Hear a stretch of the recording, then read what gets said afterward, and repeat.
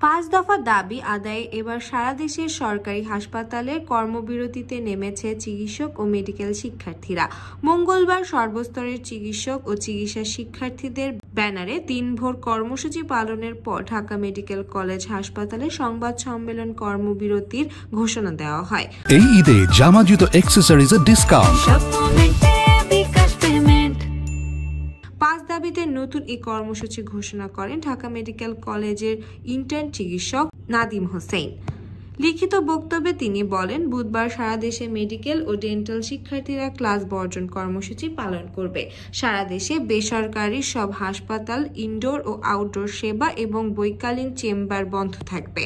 মানবিক বিবেচনায় ICU, CCU, casualty, labour রুমের কার্যক্রম চলমান থাকবে। বুধবার কেন্দ্রীয় শহীদ মিনারে চিকিৎসক ও মেডিকেল শিক্ষার্থীদের মহাসমাবেশের ডাক দেওয়া হলো।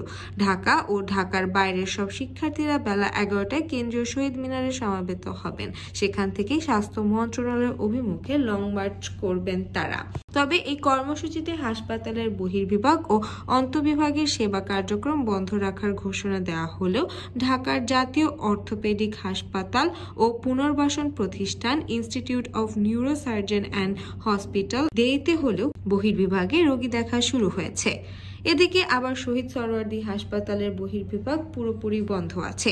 চিকিৎসকদের কর্মসূচির কথা জানা না থাকায় সেখানে সকাল থেকে রোগীদের ভিড় দেখা গেছে।